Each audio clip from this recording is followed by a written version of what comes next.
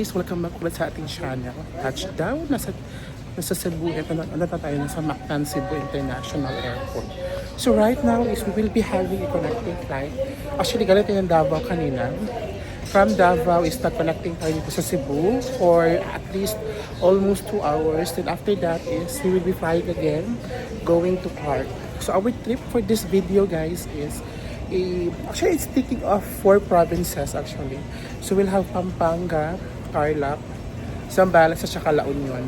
So for the first leg of our trip for this video is pupunta tayo ng Tarlac at saka Zambales as well as Pampanga. So yung main reason why we are here is mag-hike talaga kami sa Pinatubo. We are now almost boarding, going to Clark. We are now boarding. We will be flying again with Cebu Pacific. This will be our last leg flight. So this trip pala guys is 17 trip.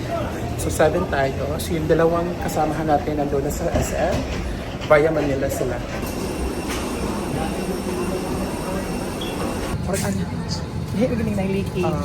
Competitive po tayo for this march. Down Clark! Wow, ang ganda din ng airport ng Clark guys. Para siyang may resemblance ng Mactan, Cebu. This is actually my second time here in Clark, pero the first time I went here is yung pangit, naratat pangit at hindi pa siya na-improve. So first time natin ulit makatapak ng Clark, na-improve na yung airport. So one day siguro is lilipad tayo dito from international to someday siguro sa isa sa ating mga international flights is lilipad tayo from here in Clark. No, so we are looking forward to that. Just right in front of the carousel guys, dito na yung arrival area. From here is we will proceed immediately to the accommodation that we book. Malapit na siya sa SM City Clark. This is from the arrival area ng Clark. So check this pathway lang. May buses doon somewhere over there. May bus. So let's check is my bus pa going to SM City Clark. Touchdown Mananap, Ma'am Ana May. Okay. After arriving kanina sa airport is nag-proceed kami sa hotel. Yung accommodation namin is just near sa SM City Clark. Kung saan yung mga pick-up points sa tour or sa tour natin dito kasaktan. So malapit na siya, walking distance na talaga siya. Guys, ayan, dyan pala kami nakatira sa likod lang ng Eurotel Hotel. Good morning guys! So finally is already our day kung saan mag-hike na tayo sa Mount Pinatubo. This is my first ever experience guys na mag-hike sa Pinatubo. Before anything else, papakita ko sa inyo yung room na nakuha namin ha. Ito siya. Yung isang room na nakuha namin is from room 208. Ayan. So, sige, cramming na ang lahat. So we have 3 beds. 2 single beds and 1 double bed. The other one is this. 1 double bed and 1 single bed. Pero tayong Coast Guard ngayon na nakakasama. Guys, dito kami nakil-check-in ngayon sa San Doradors Sun Moon Hotel. Guys, dito tayo sa Sandoen sa my Uncle John's. So nandiyan na yung van.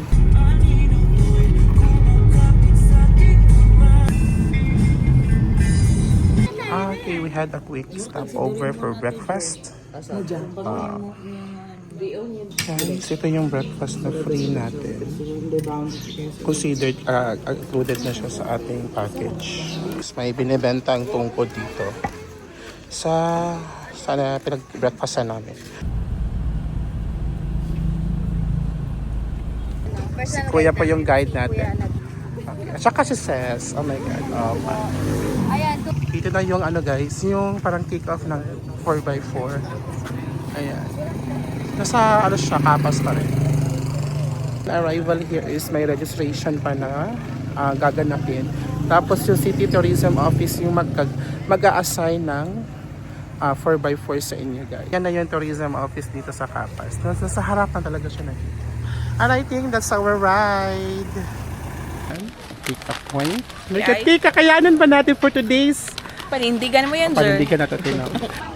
Ito pala yung ride natin guys. Ito ang kulay maroon. 4x4 ride guys takes about 1.5 hour going to the kick-off of the trail papunta ng craters na Pinatubo. Chessa!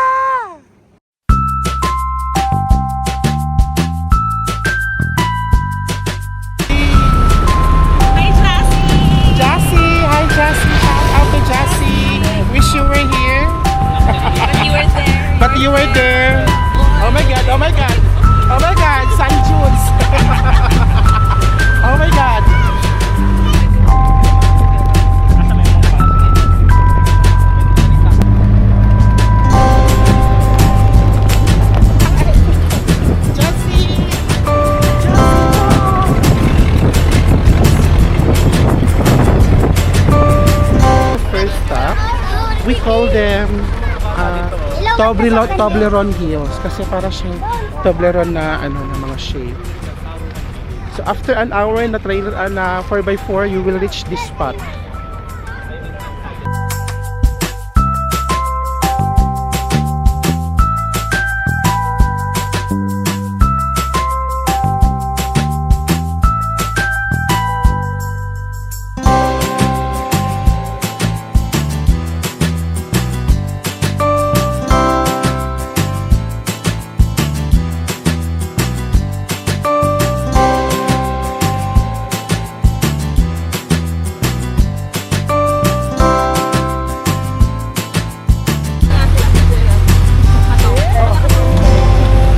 Oh my God! Guys,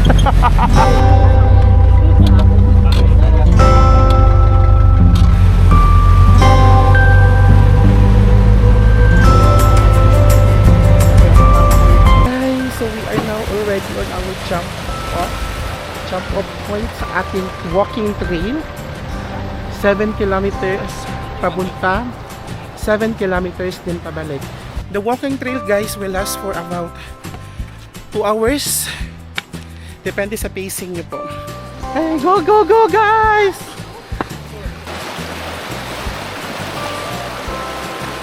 Hala, kalamig! Ah! Ah! Another river crossing, guys. Oh my God. So, ay, alamig ng tubig! Ay, wala pa tayong 1 kilometro, guys. Kaya laban lang. Lahat na nakikita nyo dito sa bundok. Lahat yan mga lahar. It's amazing, nag-form talaga siya na parang mountain. We are now on our first resting stop. So along the way, guys, may mga resting stop na pwede ka magpahinga for a meantime.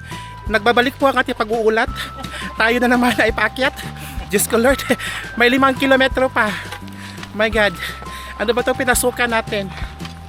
May mga desisyon talaga tayo sa life na minsan magsisisi ka na lang. Oh my God!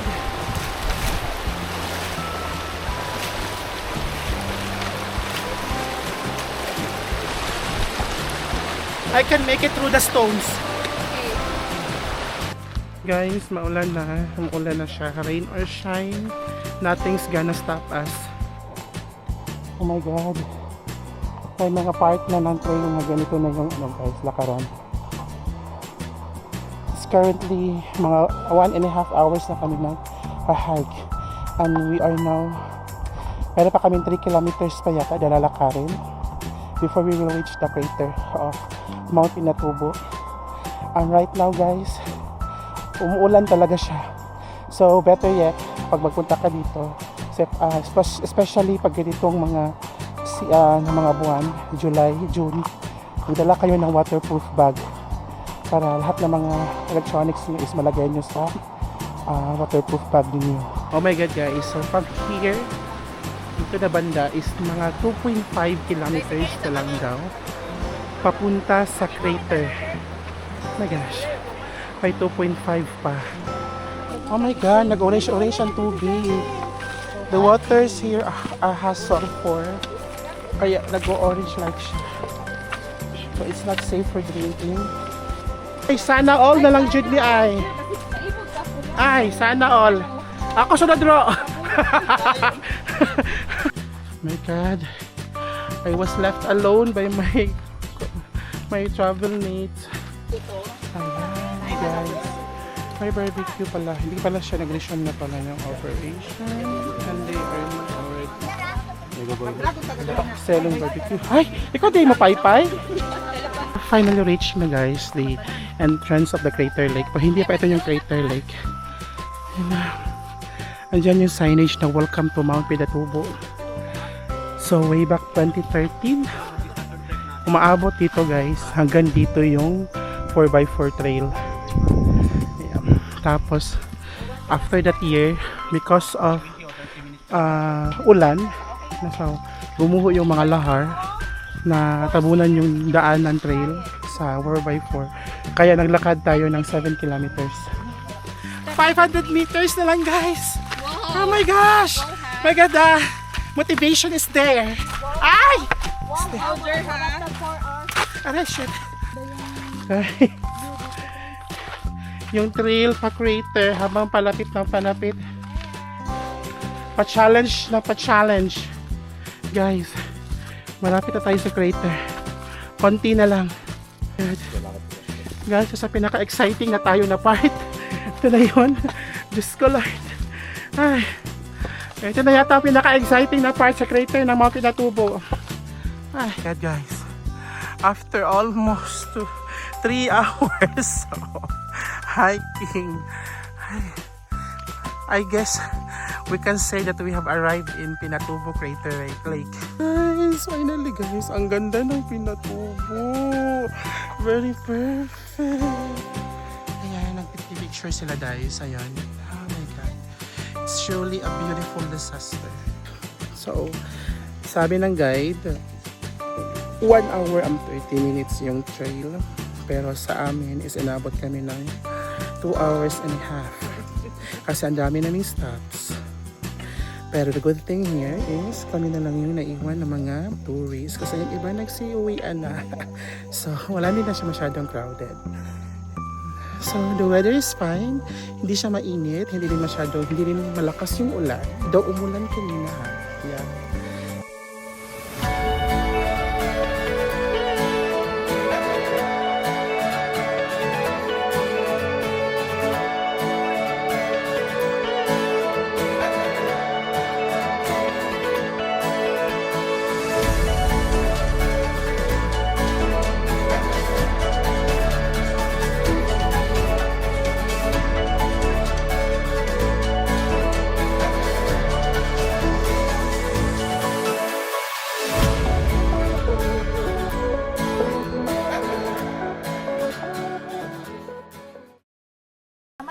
We are now going back, Lord. Oh my gosh. Ay, babalik na naman po tayo sa trail. Papunta ng 4x4. Ayoko na, Lord. Pero grabe, worth it yung akyatan, guys. It's really a beautiful disaster. Guys, 200 kilometers, 2 kilometers na lang. Mararating na din natin yung parking area ng 4x4. So yung pababa, guys, is medyo madali-dali na lang siya. Pag mag-trail kayo dito sa Pinatubo, I really suggest guys that you wear a comfortable hiking sandal or shoes. No, kasi if shoes yung gagamitin nyo, it should be waterproof kasi may mga river ka na dadaanan. Yan. Much better siya pag sandal. I also discourage you of wearing yung mga ganito. Na parang so close siya na hiking sandal. Kasi yung river guys, maraming mga buhangin. So pumapasok yung buhangin doon sa loob ng shoes. So medyo masakit siya sa paa. After namin kanina sa Mount Pinatubo is we went back to our parang yung kinain na namin kaninang umaga. Kasi kami nag-breakfast. Tapos nag-late lunch kami. Tapos dito na kami ngayon sa Daog Terminal. Kasi pupunta pa tayo ng La Union. No? So from here, dito na lang kami nagpa-drop guys kasi mahirap na yung sakayan doon sa may Kapas. So much better na dito na lang sa Daog para makahanap tayo ng proper seat. Nasa harapan tayo.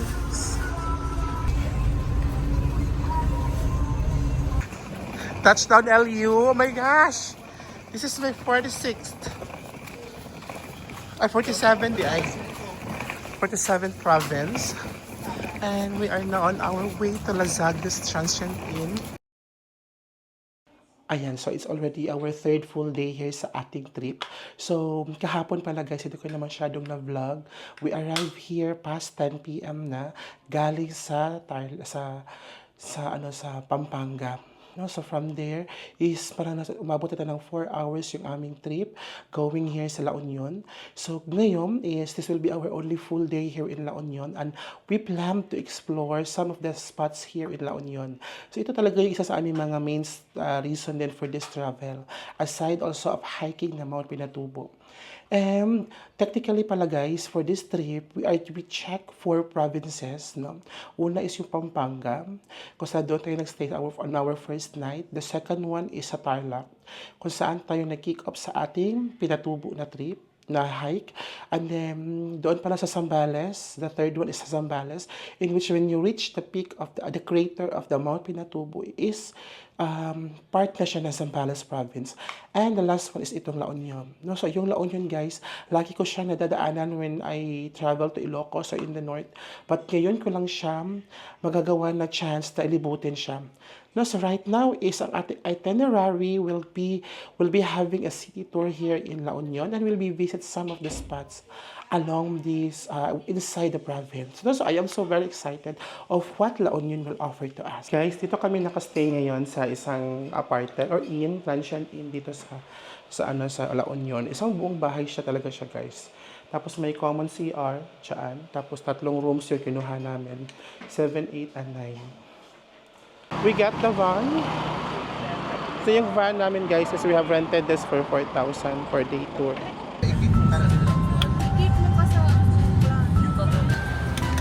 First stop, Ubas Cafe. We have arrived at our first stop, Lumboy Farms Ubas Cave or Cafe. Ayun pala yung Ubas. Sa harap. So yung Ubas Cafe, guys, is a farm of grapes. Tapos, pero din silang breakfast dito, lunch at saka snacks. So, ayan. May mga pagkain dito, restaurant din siya at the same time. So, 30 to 40 minutes drive ito, guys, galing sa ating accommodation kanina sa San Juan. So, meron tayong babayaran dito, guys, na 25 pesos na environmental fee at the same time guide fee. May guide sila, guys.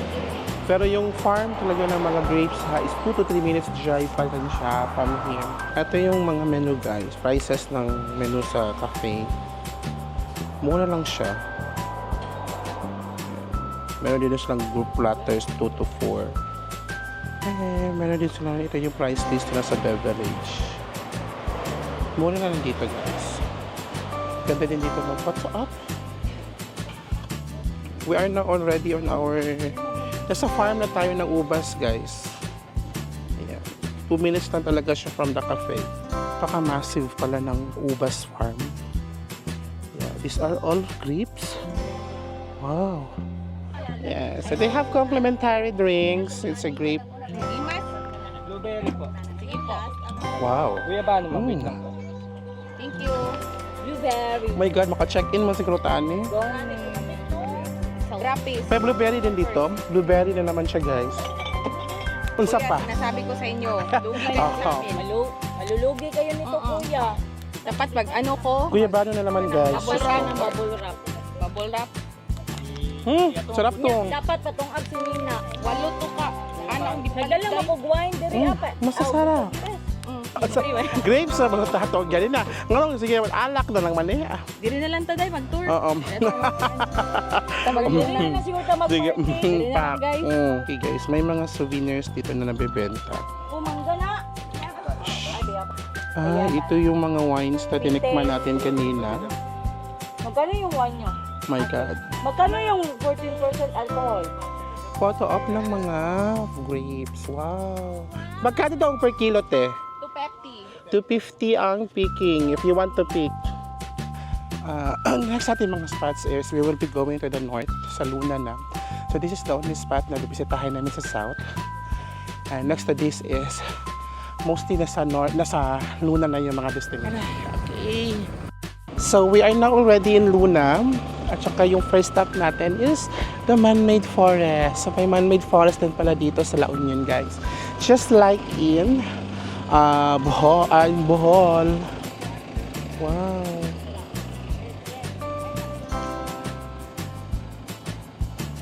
Quick stop lang dito sa man-made forest.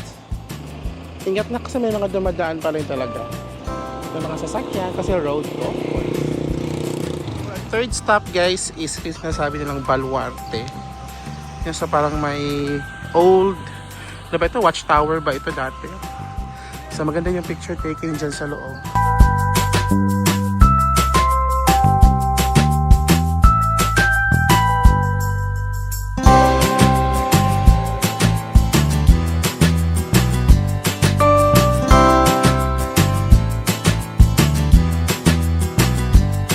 Tapos kami nag-lunch guys and we will now be heading to our next destination. Parang yung Balay na Bato yata yung next. So dito pala guys sa Baluarte may mga nag-o-offer sa'yo ng drone shot, human drone shot, tsaka pictorial. No? So magaganda yung shots talaga. So magagaling silang kumuha. No? Magagaling silang kumuha. So, at try nyo lang sila guys, donation lang naman. Ito daw yung pinaka-the best na bibingka guys. As recommended by our everyday friend Apple. So let's try if it's really legit. Uy, mura siya kuan, kasaba cake. Okay guys, may free taste tayo sa bingka. Ang sweet. Hala, ibo pa niya sa pagkain do? Abing. Yun lang. Okay. Yan sa manager. Anong masusulti mo sa aking gisulti? You should listen to my In phone. fairness ate ha, in fairness talaga, legit talaga yung mga recommendation. Apple Alas recommends. Ngayon sa Santa Catalina Church. So after namin bumili ng bibingka is mag-church muna kami to cleanse our soul. According to them guys, this church is very miraculous daw po.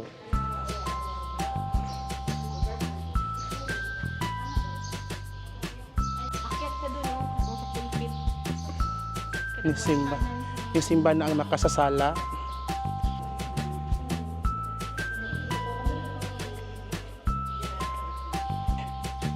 Currently, grabe yung init sa La Union. No, kasi malapit na kasi tayo sa beach.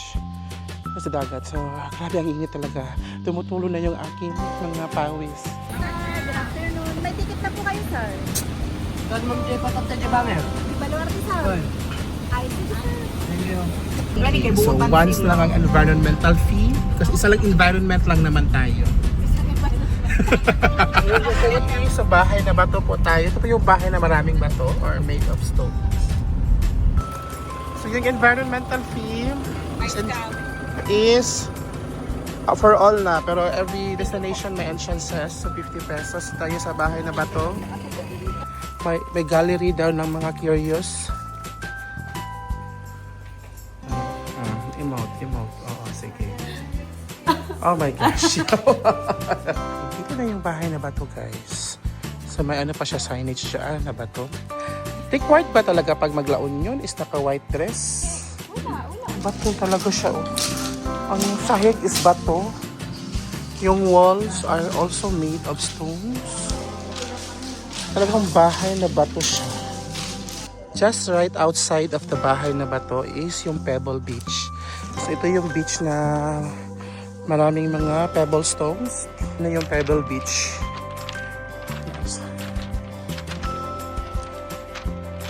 Tapos yan yung bahay na bato. So may ganitong spot here. Oh.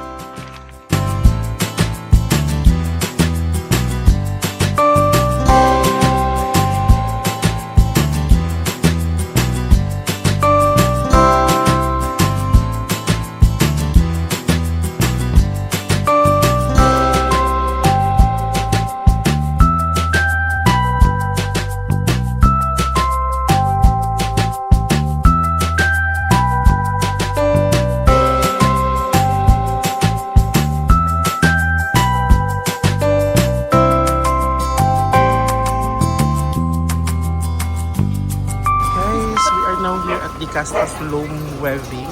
So this is somewhere in Bangar, La Union. So dito nagbibenta ng mga ano, hand woven ba ito, no? Binibentang fabrics dito, guys. Ha? Di Castas Bangar. Si ate is gumagawa siya ng mga ganitong klaseng basahan. So dito ginaminuwog nila ano nila. Last March, guys. Anong taon ba to? March 2020. Pumunta daw dito si Catriona Girl. Dito na yung display ng mga products nila, guys. So let's go inside. Magkano ba yung mga? So they have table runners, placemats. Mostly talaga mga table runners nandito. Okay, so we are now checking out, guys. aming accommodation. Tapos, we are staying at Lazaga Transient Inn. Lazaga, yeah. Lazaga, bitaw. Shout out to Lazaga Transient Inn. Salamat po sa pag-alaga. Jess, what can you say? Thank you, Lazaga Transient Inn. Yes, this is a Transient Inn. My free breakfast, guys. Oh my gosh. Yeah, unexpected for you. Yeah. La Union, watch it ka party. Ginoo ko. Karoon na naiinit ang lang. Karon pa ng init.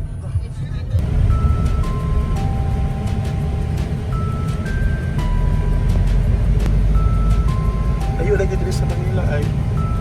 Manila pa traffic na kayo.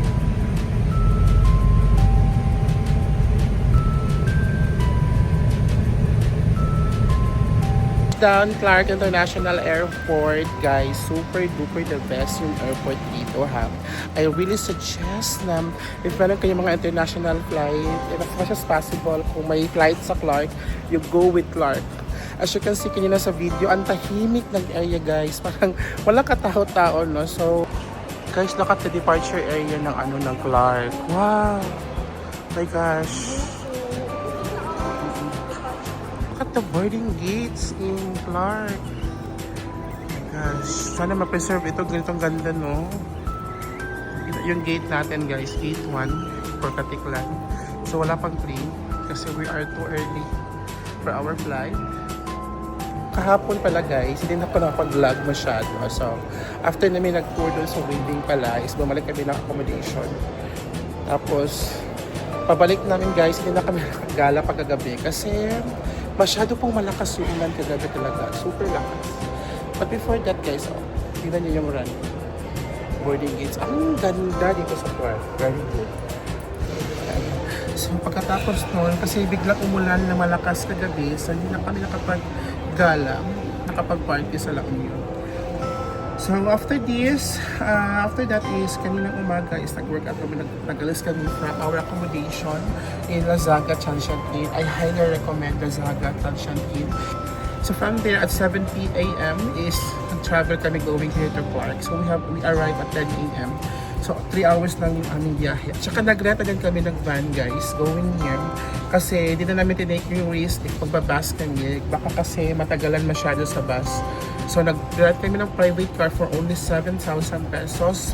At hinatid na kami dito direct to the international airport sa Clark. So, yung flight natin pabalik ng Davao, guys, is meron pa tayo connecting sa Katiklan. Supposedly kasi is direct flight ito. However, it was cancelled by Cebu Pacific. Then, sa nilibo ko, kinuha ko yung may connecting sa Boracay. So, may connecting flight pa tayo sa Boracay. We will be staying there for 1.5 hour na layover. Saka tayo mag-fly from Katiklan going to Davao direct. Guys, we are now boarding. Ang perfect talaga, guys. Kasi, carpeted na yung boarding gate nila. I like it. Perfect.